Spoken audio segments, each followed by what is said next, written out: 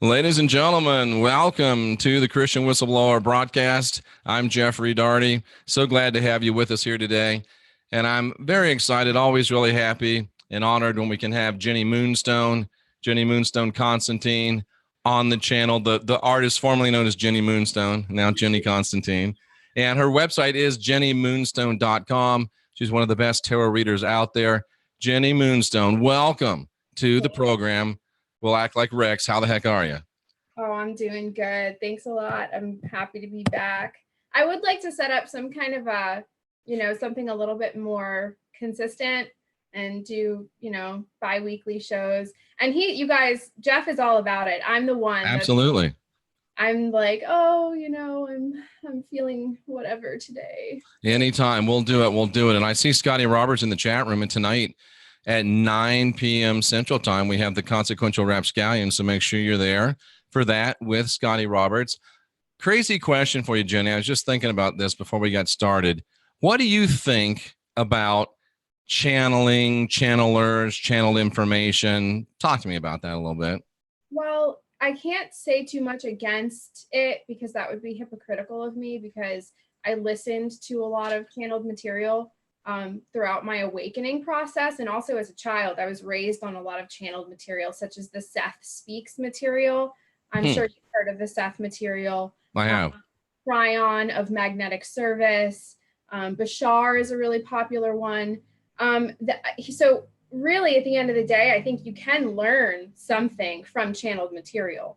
It's just, as a general rule of thumb, we have to be very aware that channeled messages, we're not 100% sure where they're coming from. So we really have to delegate that kind of judgment to the actual channel themselves, the conduit, and ask them, well, what do you think you're channeling? And so the rest of us just, shrug our shoulders. I guess so-and-so is channeling, Kali or whatever, because they say that's what's happening. So, but as the further we move into what the matrix construct is, the more and more wary I become of any and all channeled material, because we really don't know. We don't know where it's coming from. What do you think, Jeff? Well, I used to be 100% dead set against it. I was very, very hardcore against it. And then I went through a period of time where, believe it or not, I actually tried to open my mind a little bit. But I'm just so skeptical. And so I don't like it. I'll be honest with you. I don't like it. Typically, I don't like it. But I know a lot of people get a lot of good stuff out of it. I think it's lazy sometimes. I think everybody wants to run to a channel and get information, where if you want to press in and do your own work, why can't divinity speak to you personally, individually? I'm all about guiding our own spirit, master our own ascension, being our own guru. So I guess that's the part of it that really bugs me. Mm-hmm. I hear that a lot. But at the same time, it's like, I think everybody that is on this journey of awakening at some point will have to contend with the concept of channeling, what it is, how it's working, and what it means for us. Where does that put us? That our physical vessels, that our brains are actually capable of channeling information from elsewhere, some unknowable, unseeable, undefinable source. So it always poses an interesting question. I do really like the Seth material. If I don't know if you've ever looked at it. I know you've heard about it because it's just legendary. But I've always had this, this kind of reaction to the Seth material. I wouldn't even look at it. Really? So I need to expand my mind and maybe take a look-see. No, I mean, listen, that's great. Skepticism is healthy, but it's just, I don't know, maybe I'm just partial to it because my parents had it all the time. Interesting. Yeah, my parents would go to full on seance sessions and channel sessions and record it and then bring it home. I was never invited to any of these sessions, but they would bring it home and then play it. And I would listen. They would explain to me what was going on. Maybe that's why I'm so weird. I don't know. I had weird parents. Maybe I'm just getting to be a crotchety old man, Jenny. Maybe a crotchety old man. I like that. Could be. Crotchety. Could be. Having to do with the crotch, or is it more? I don't know if it's related to the crotch or not. Maybe discomfort in the crotch because they're cranky and they're don't blah. So maybe it has to do with maybe, unclean underwear, not real good hygiene. Because you know, old men, they don't want to take a shower. They just want to sit around and yell at kids on the porch. And who knows, they might soil themselves. So it could have to do with the crotch. It could. But you said you wanted to talk a little bit about, and it's funny because I don't know anything about channeling because I don't want to know. I see. And I know nothing, and I may not even say his name right. I don't know anything about Julian Assange. I mean, I know who he is, but you said let's talk about him. Please do, because I haven't got a clue about him, and I'd love to learn. Well, okay. So I hesitated to even ask you if we could talk about the Julian Assange fiasco, because I know that for the most part, you try to be more of an observer of the whole political circus, dog and pony show. So I didn't actually expect you to be super, enthusiastic about this particular. Now, is he still holed up in the Ecuadorian embassy over there in Britain or wherever? No, sir. Russia. Where is he? He was arrested at the Ecuadorian embassy. Okay. Right. And they've taken back their asylum. He's been extradited to the U.S. by the United States. That all happened this morning. And so he was arrested under the charge, I believe, one of the charges, the one at least that they're peddling in the mainstream, is that he's being accused of hacking a government computer. And so the implications of this really, one of the biggest headlines that surrounding Julian Assange, obviously his involvement with WikiLeaks. He's the creator, the founder of WikiLeaks. Right. But there's that whole fiasco with the Russian collusion hoax was all born as a form of damage control, because what was brought to light from the WikiLeaks is really what swung everything. Okay, so we were talking about the Podesta emails, implications of child trafficking, cannibalism, that whole fiasco. The whole Pizzagate thing. The whole Pizzagate, Pedogate thing was born of WikiLeaks. So Assange is the dude that has all the dirt. Yes, he is. And so, a lot of people's reaction, their knee-jerk reaction to this was negative. Oh my God, he's getting arrested. That's it. It's all over. Freedom of speech is gone. They're going to lynch this guy, right? I took to the tarot, as I usually do when I need clarity, and I posted a reading about the fiasco this morning on my Facebook, and a couple of really, oh man, I don't have my notes. You're gonna have to fly by the seat of your pants, Jenny. Speaking about crotches, fly by the seat of your pants. Just let it rock, girl. Some people in the chat room are saying that they think it's part of the disclosure. This is how they can introduce the evidence legally. They're bringing him back, and it's not a bad thing. Are you kind of along that same line? Yes, and that is what I was intuitively leaning towards, because I know they tried to incite all kinds of emotional reactions, hormonal responses when headlines like this come out, because there are so many people that know what's going on now that they see this as a death sentence for, freedom of speech. But I looked at the cards. It looked to me as if this really is all part of the plan. Okay. The two major arcana that came up today were the World and the Devil. The World having everything to do with the fact that this is a stage. Okay. There's interesting. There's the real world, the spiritual world, the world of spirit, the world of mind. And then there's where we are right now, which really is a stage, a platform.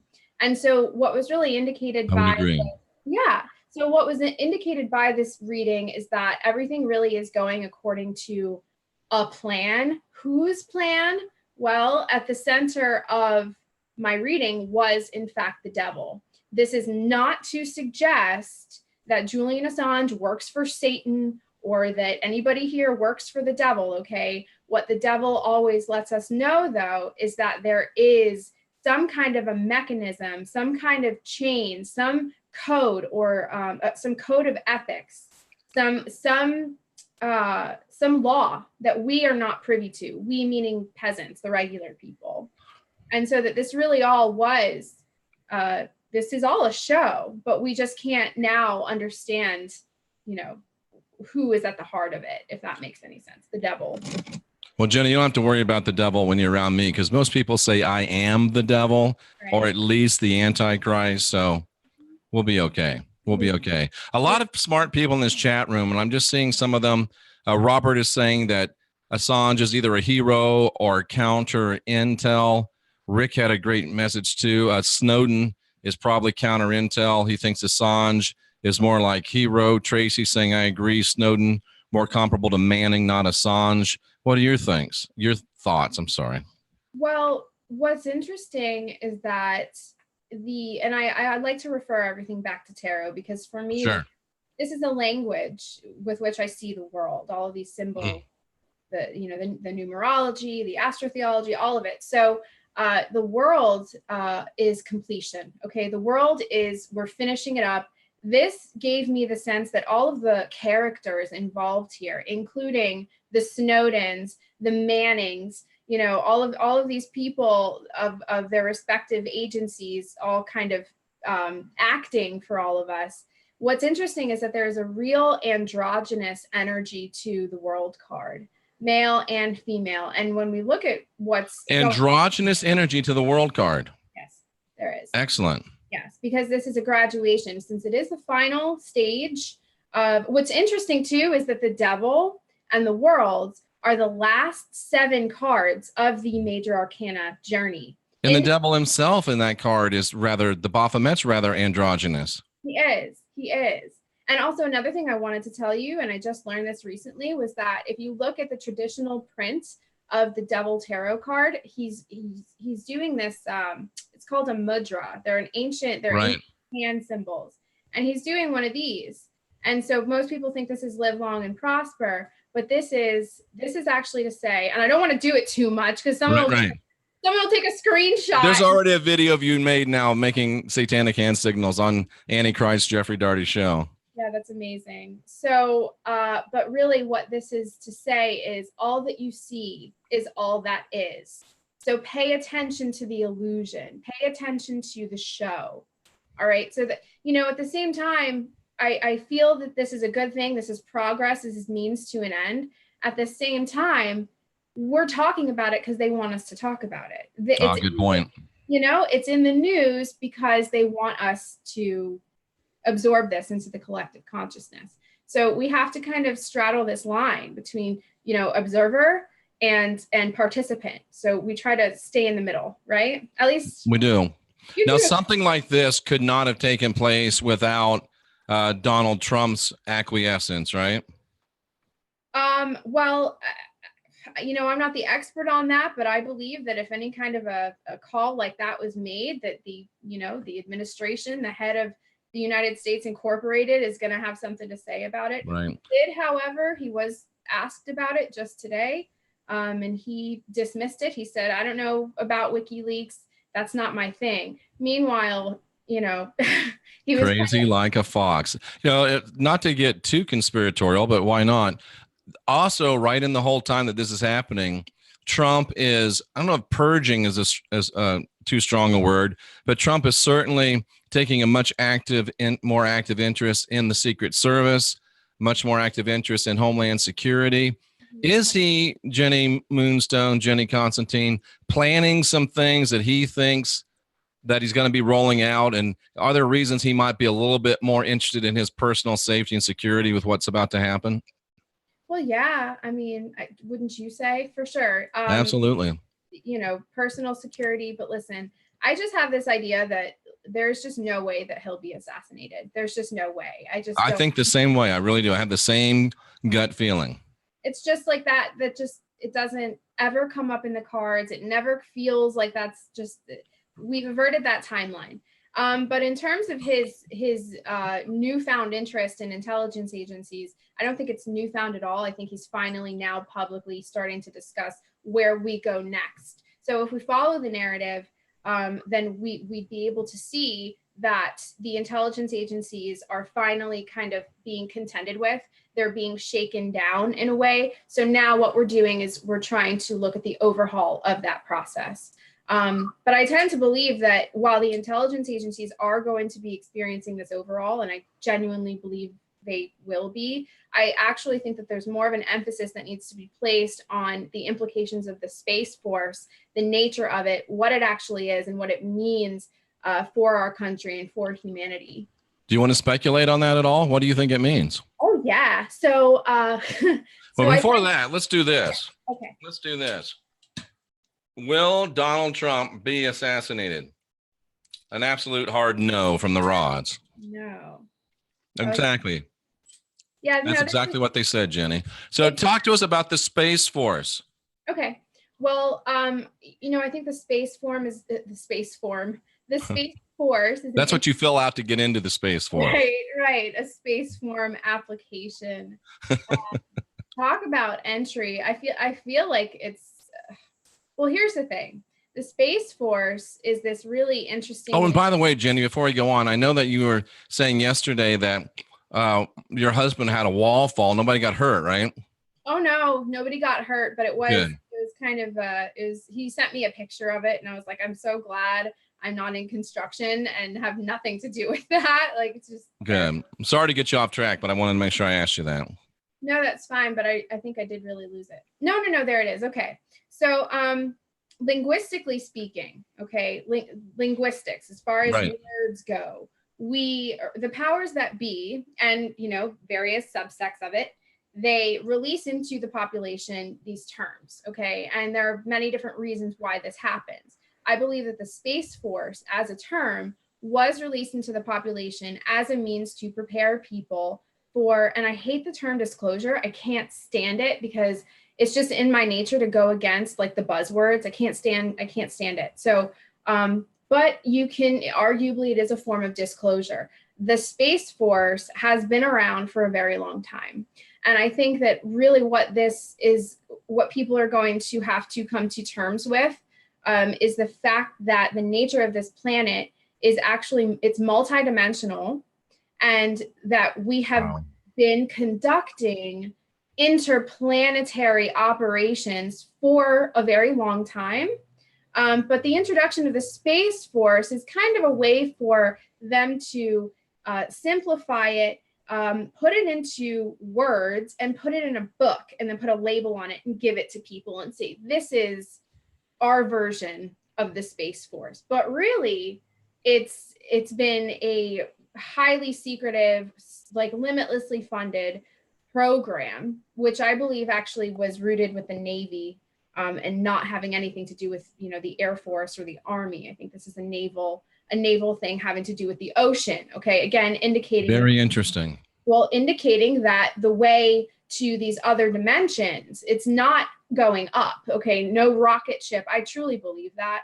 No rocket ship, NASA, they're burning funny money. You know what I mean? They're playing with toys. But the reason why the Navy has had precedence over anything relating to space and space exploration is because they have domain over the oceans. And that's where most of these interplanetary bridges are.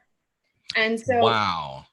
Oh, another thing too, I wanted to tell you, military.com, very reputable source. You can consider it mainstream. I don't know if you could say mainstream and reputable in the same sentence, but nevertheless, it is a very widely subscribed to and read source. Military.com just released a statement actually within the past 6 months, so it's not that new, but something like 500 to 700 million to train soldiers to fight underground. And I've been saying for years that the next theater of war will be underground. So, and namely underneath metropolis areas. So the cities underneath the mega metropolises in the Western world.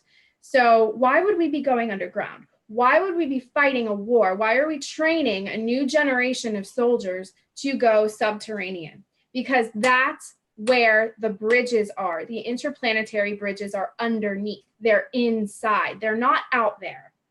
And people need terms like the Space Force, all these silly little terms and dumb memes and disclosure, because they need their hands held with this. They can't just be thrown into it because they'll have to be put away. Well, maybe they want us looking up while they're taking care of business down. And Jenny, I fact checked you while we were talking here. And in fact, the majority of astronauts, although all the services have been represented, majority of astronauts are in fact U.S. naval officers. Mm-hmm.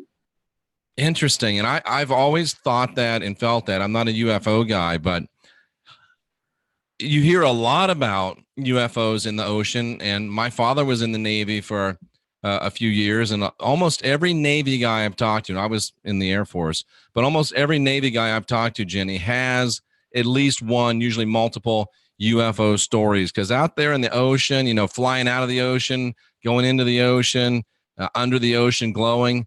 And the ocean's what, 75% of the planet? Is that right?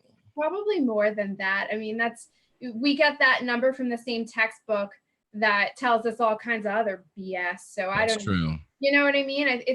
I mean, I do feel like this is primarily a water planet, because there's a lot of permafrost. There's a lot of frozen water on the planet as well. Wow. So you really think that if we go to other dimensions, if we go to other worlds, if they come here, they're not coming through what we call space, they're coming through interdimensional portals underground or underwater? Yes. I mean, certainly there are some in the sky, I believe that. I don't even think that there's a place where there's a place where a portal cannot be created or cannot exist. I hope that makes sense. I mean, if it is in the elements in any way, whether it be, you can create a portal through fire, because it is a Right. fundamental, element of life. So we can, they can create a portal in the sky, in the ocean, in the earth, in the dirt, in a rock. And you know what I mean? And a lot of these are pre-existing, and a lot of them can be forced open. Fascinating comment here from Robert, USN, U.S. Navy vet, third generation, who says our stepfather was Admiral Byrd's yeoman and told some weird stories after a bottle of cheap whiskey. Could you imagine if you could have got him a good bottle of whiskey, what he'd have told you? Oh my gosh, that's so funny. That is amazing stuff. And it's so funny because since December, every day since December, I've been going into this lake behind me and submerging myself in there. I'm now up to 5 minutes. I'm under the water. And, it used to be breaking the ice and going under the water. Now the water's all the way up to about 55 degrees. But I don't know if you've ever spent a lot of time in the water or under the water, but it's really like a different world under there. And there's been a couple times where, of course, I'm holding my breath, where I'll get so listening to sounds and impressions that I'm getting under the water that I've actually almost drowned myself a couple times as I forgot to breathe. And like, oh my God, I got to get up there, and I'm 5 feet under. So there is something weird about water. I know this is a lake. You're probably not talking about lakes, but still, there's something to it.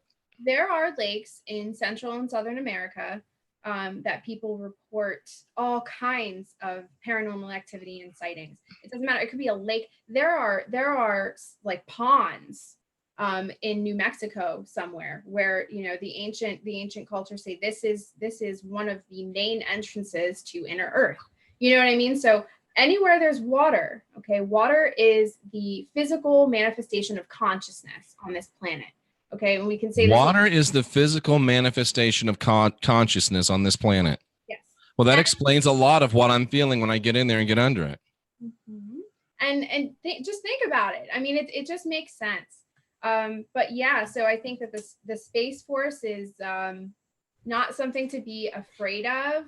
I also happen to believe that this war that they speak of, that we will be fighting underground, as of right now, I don't have a clear vision as to a way to avoid it. I don't see a timeline where there isn't some kind of confrontation on some level. So, and people think I'm crazy, but I don't always think that war is an inherently bad thing. Sometimes war is the next. Really? I that's just me. That's my archetype. I believe that to fix something, sometimes what is required is dominance, aggression. You seek something out, you destroy it, you eliminate it. Sometimes we cannot make peace. That sometimes there is no way to move forward without cutting something out. And sometimes that manifests as war. Well, Jenny, the great Thomas Jefferson, who knew a lot about political independence and social independence, also knew a lot about spiritual independence. He himself said that he holds that a little revolution now and again is a good thing. It is. Well, it is. And people have a natural ability, an inherent desire to defend. And to And somebody, who was it, said that the tree of liberty from time to time needs to be nourished with the blood of patriots. well, you know, That's a little far off, but I mean, and I I like just thought, I lived in Lake Tahoe as well for 3 years. A lot of UFO activity in Lake Tahoe. Yeah, there is. I mean, what do you think? How do you feel about the idea? This isn't just me coming up with stuff here now. The military has said this is the money that we got. This is what we're spending it on. We are training soldiers to fight underground. Now go talk to somebody, your average soccer mom at the grocery store. Who, by the way, I speak to hundreds of average soccer moms. That's you know what I mean? That's what I do, right? So, and not as clients, I mean, as like a person out in the world. Okay. Right. So, Well, living where you live, your world is the upper class, rich soccer mom. That's where you live. well, if we're talking about In fact, if you kicked a soccer ball, you would probably hit a soccer mom and it would bounce off her and hit another soccer mom. yeah, and then they'd be asking each other for Prozac and Right. sangria. You know, they hide sangria in their coffee mugs during games and stuff like that. Everybody's miserable. Well, here's the thing. The reason why I brought that up is because you talk to the average person, they have absolutely no idea that there are, in fact, subterranean anything at all, let alone subterranean cities or subterranean strongholds of any kind. Okay, so this is why we have got to, well, rather the powers that be or whomever is in charge of the script has got to, it is in their best interest to kind of lovingly and slowly spoon feed people these little hints and clues about what to expect. And on this kind of on the opposite side of that coin, sometimes they feed us these triggers, these terms. They give us certain movies and certain shows because they are manipulating the human being's natural ability to create and to manifest reality. So this is just their way of hurting us, hurting the collective, which is a tangible, measurable thing, human thought. It's massive what it is. And so thoughts are things. They are. Thoughts are things. So do you think that this ties into the, I don't know if it's age old, but I guess one of the pet old theories of hollow earth? Yeah, I think it does. Because in general, I think it's always been hard for me to shake that one, Jenny. That one has some tenacity to me. It has some stick-to-itiveness. You love it. And I love it. And I'll tell you why we love it.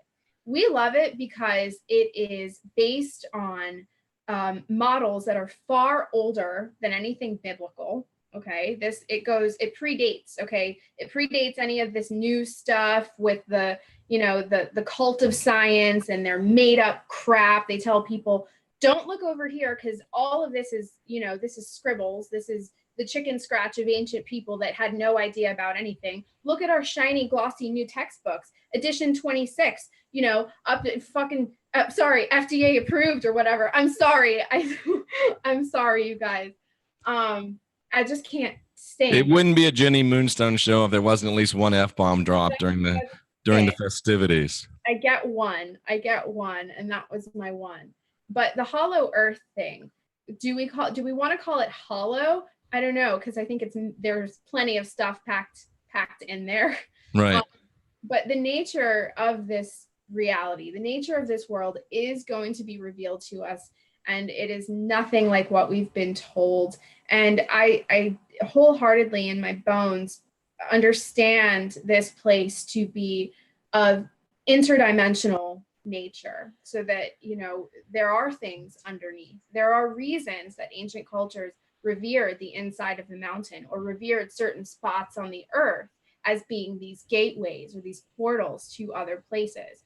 I think that there was a point in Earth's history where these portals were kind of hijacked. Okay, so they were no longer under the control of benevolent beings. I think at some point they were hijacked and controlled and kind of patrolled.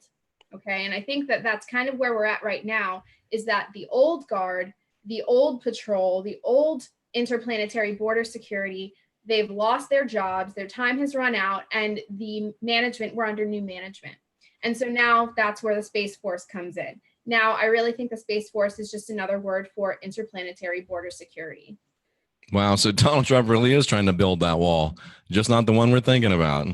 Well, right. You know what? I'm a firm believer in walls. I think that we shouldn't allow neither nationally or interplanetarily to have anything just freely come in and out. You know what I mean? This place deserves to be protected. There's a reason why there's an old saying that says good fences make good neighbors. Yes. Because it does. How about this one? Robert, again, USN vet, third generation, says that, and I just lost it. It jumped on me. He says that we, speaking of humans, are not indigenous to planet Earth. We were seated here.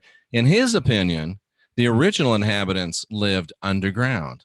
I don't know. That's interesting. I get what that, I think I understand what that means, but I personally identify as an earthling. You do? You think you're from here? Well, it's weird because what is here? Am I of the earth realm? Absolutely. And you know why? Because my bones, my blood, my plasma, my skin, my hair, everything is made up of the same stuff that the earth is. All the trace elements in my body are also exist everywhere in nature. So am I of the earth, from the earth, and for the earth? Absolutely. That is not to say that somewhere in our genetic material that we don't have what I like to call glimmers or reflections of the other, the luminary bodies. Interesting. Yeah, I think we're all of it. We're all of it. Yeah. I love everybody that's in this chat room, and I love all the people that talk about what we talk about. But sometimes I just roll my eyes when I hear things like this, and I'm not coming down on anybody. It's fun. It's part of what you do sitting around the campfire. But, people, such strong conviction. There are 48 species that live underground. How the hell do we know? How do you know that? And please, it's very interesting, but point me in the direction of your sources, as that's just remarkable. That is 48 of them.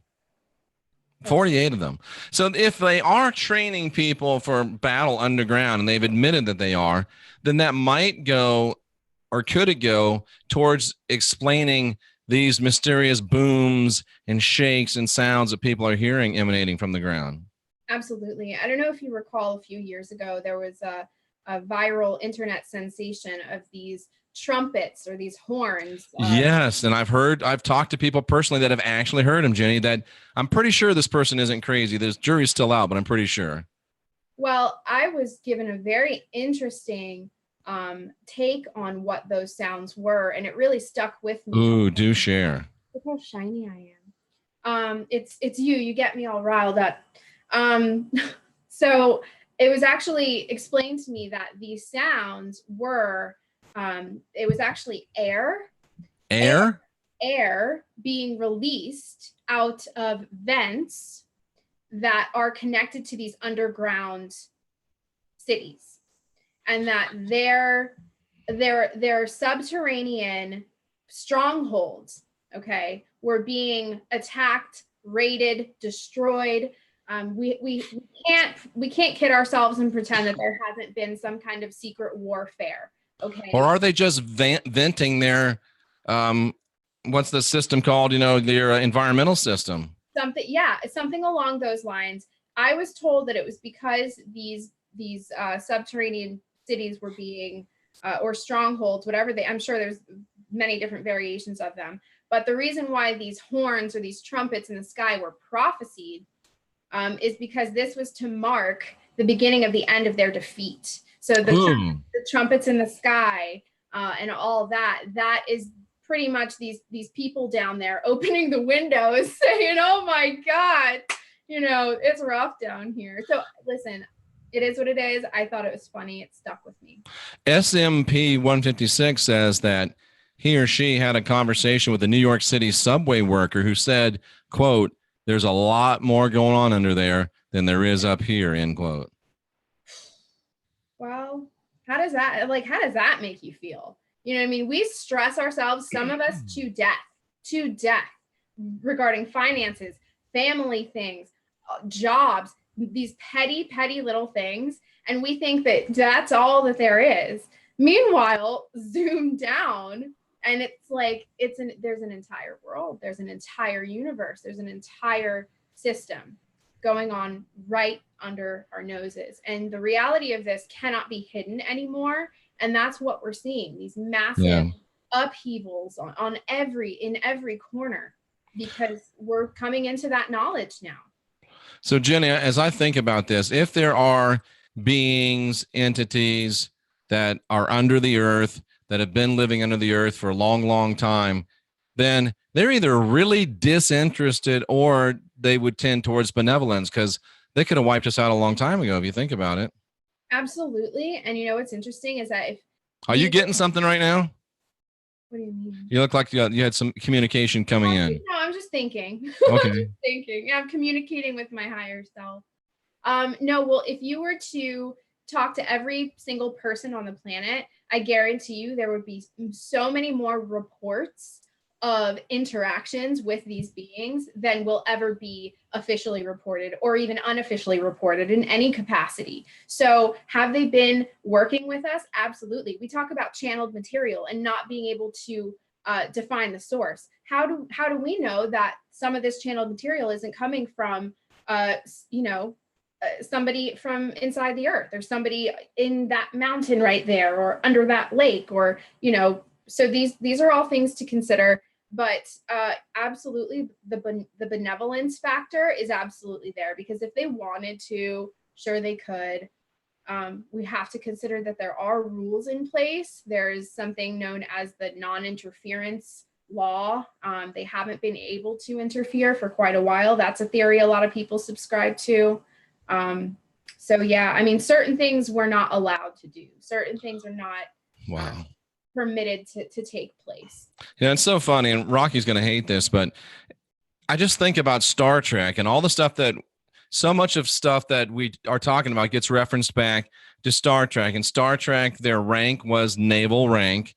There's several episodes where, Dr. McCoy, the barfly, the skeptic, was complaining about materializing into solid rock because they're beaming into the middle of planets. And it's just, there's so much, even back then in the 60s, that they knew that they were seeding for us. Yeah. And it's crazy. It's just crazy.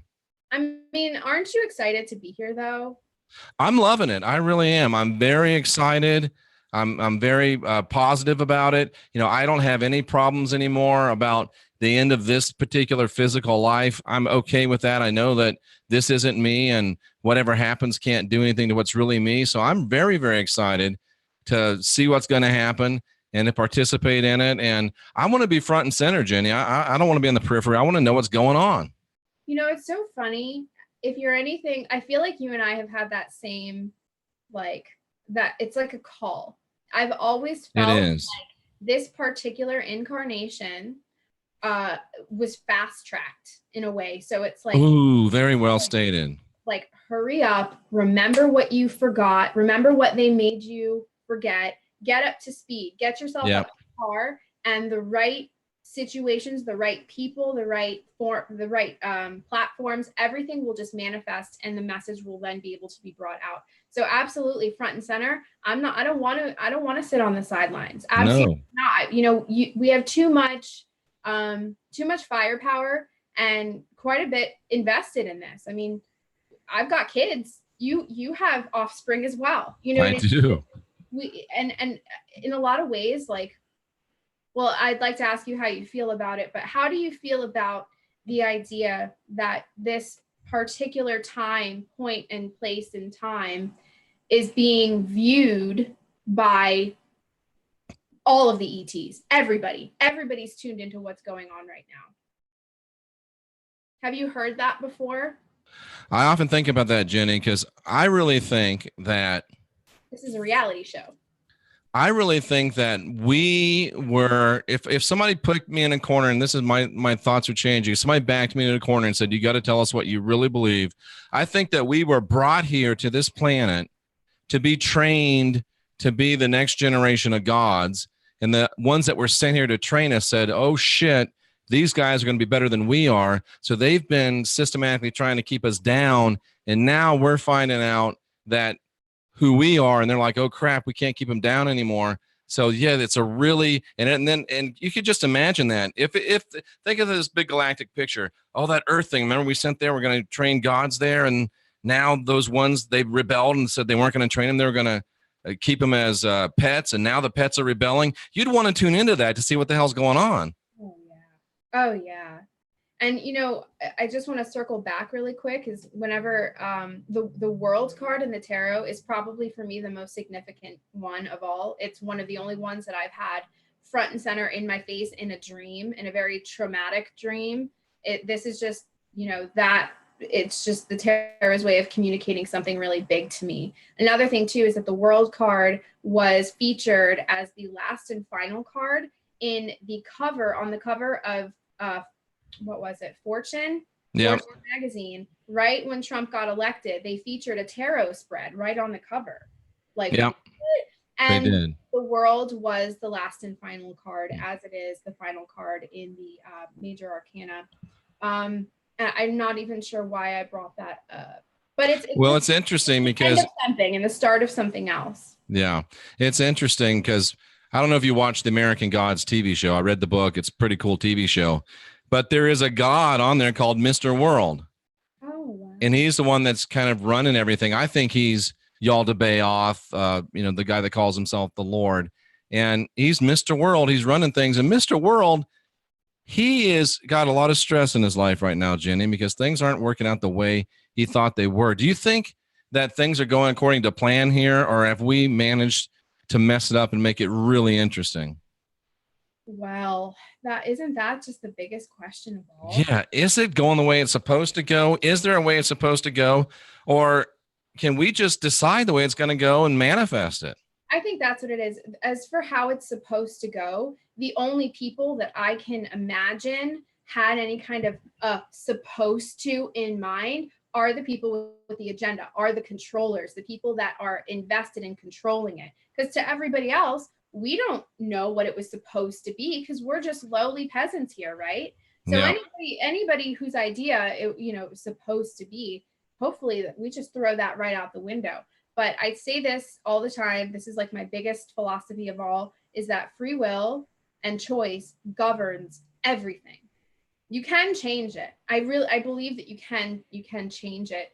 But in terms of like, are we doing the right thing for humanity? That is such a personal and individual journey that ultimately adds up to the collective, because you have to start internally. You can't start externally. It is about personal choice.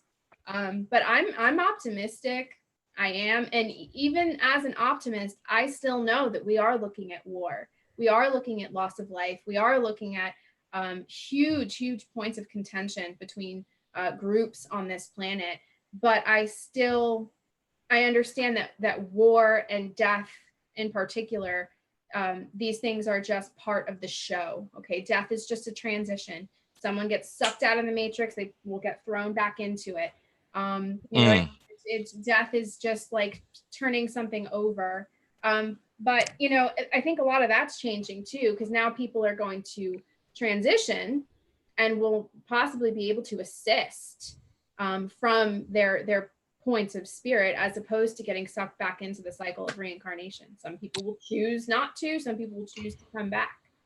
I think the key is to get to the place where you can choose. Right. And it's your choice, not somebody else's. Right. Isn't that's, yep. I had a strong point to make and I forgot what it was.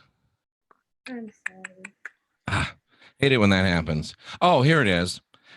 Sometimes I get the feeling like, sorry, my throat.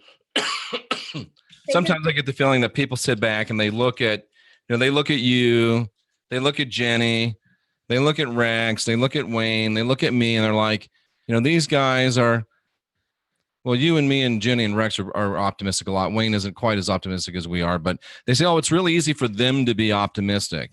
They're on YouTube and they've got these perfect worlds and everything's great for them and people love them. What about the person that is just trying to keep their head above water, Jenny, how can they find some ways for optimism?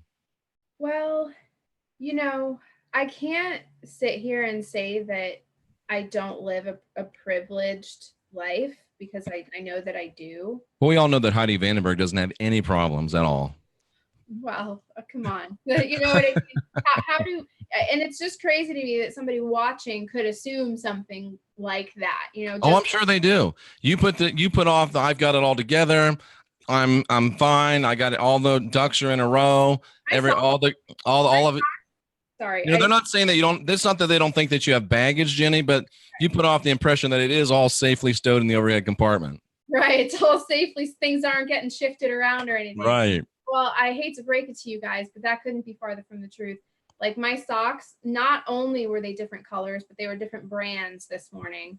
So I had Adidas on this foot, Puma on this foot, and I said, you know what? I don't care. I got to get to the gym. So, you know, things are messy. Nothing's perfect. But as far as staying optimistic when life gives you plenty of challenges, because let's be real here, I've had plenty of challenges. Okay. It's been anything but a cakewalk for me. Still grateful, very grateful for my blessings and my privilege. However, here's the thing about time. Here's the thing about crappy situations is that they pass. So if you're going through something really crappy right now, don't sit there. You know what I mean? It just time, suns and moons, suns and moons, suns and moons, your hormones, your body, everything will change. Okay. So, and we'll have days, like I have days where I'm like, I'm not talking to anybody. The world is going to hell in a handbasket. I quit. I'm done. You know what I mean? And if I were to stay in that state, you know, then that's how we fail. Okay. But you've got to take some personal responsibility. There's no excuse. You can't blame somebody's privilege for why they're doing the work. I've had to do the hard work. You know what I mean? There's no sidestepping that. So I don't know. And to your point, bad times always are going to pass. So don't freak out. Let them happen. But also, good times are going to pass too. So you better milk the shit out of the good times. Get every drop you can out of it. Get all in there. If you're not getting it all over your face, you're not doing it right. You got to enjoy and manifest and make the most out of all the good stuff because the good times are going to pass too. That's what I say. That's what I say too. Like, I'm like, you know, these years of youth and energy, like they're fast and few. So I'm like, you know what? Just do it. Just do it. Yeah. Was it Mark Twain that said you will, and Scotty knows this when he quotes it all the time. The regrets of not having tried to do something will bother you a lot longer than the worries of messing something up that you tried. And you never know, it just might work. Oh my gosh, aren't you right? So go for it. Go for it. Just do it. I don't want to be sitting on a porch someday, Jenny, in a rocking chair, rocking, telling kids to get off my lawn, thinking, what would have happened if I'd have tried this? I don't want that regret. I'd rather be rocking, shaking my head like, dude, I can't believe you did that. I can't believe you survived it. There's until you've been in the arena, until you've known the thrill, until you've known the pain, until you've had your ass handed to you a few times, until you've had some great big victories, until you know the thrill of competition, you haven't even lived. So get out there and do something. Mm-hmm. I agree. That's a really nice takeaway today. I like that. Thanks, Jenny. I appreciate that. And Jenny, you are in my opinion, one of the great tarot readers. And if people want to get a reading from you, should they go to jennymoonstone.com? Yes, indeed. That's the best place to find me. I always answer emails. So you can get me on the contact form through the website. So yeah, that's the fastest, most effective way to get in touch with me. I know this is an absolutely ridiculous question, but I'll ask you anyway. Do you have any new things planned, or are you just rolling the way you roll? I actually do. Thank you. You do. I wow. do. I have. Yeah. I do. Thanks for asking. I was actually asked by the crew over at ESETI Ranch. All right, James Gilliland, who's going to be coming on this channel. Yeah, so James, you guys are going to get to meet James here on Jeffrey's channel, and that's going to be, I'm going to tune into that. They had me on their show, their show about a month ago. I got to speak to James, really, really friendly. Just, we all kind of hit it off right off the bat. And then they contacted me and asked if I would like to join the panel. So the panel of speakers. Awesome. I was like, what? Me?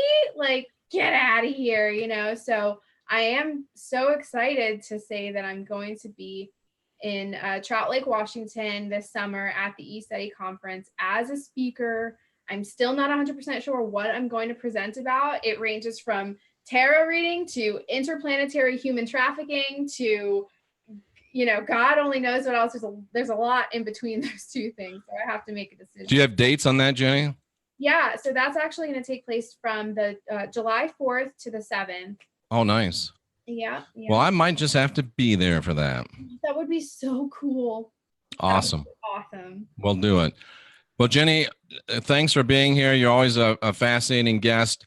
I will keep bugging you until we start doing things more regularly. Do it. Thanks for the insight. Poke me. It's totally cool. I won't bite.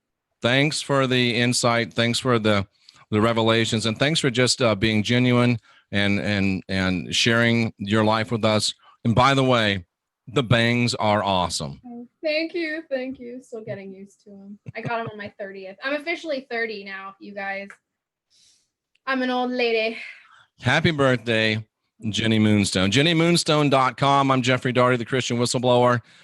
Jenny, please stay there 1 second so I can say goodbye to you personally. To all of you in the chat room, thank you so much for being here, seeking after truth. Remember, we're the last generation of real humans.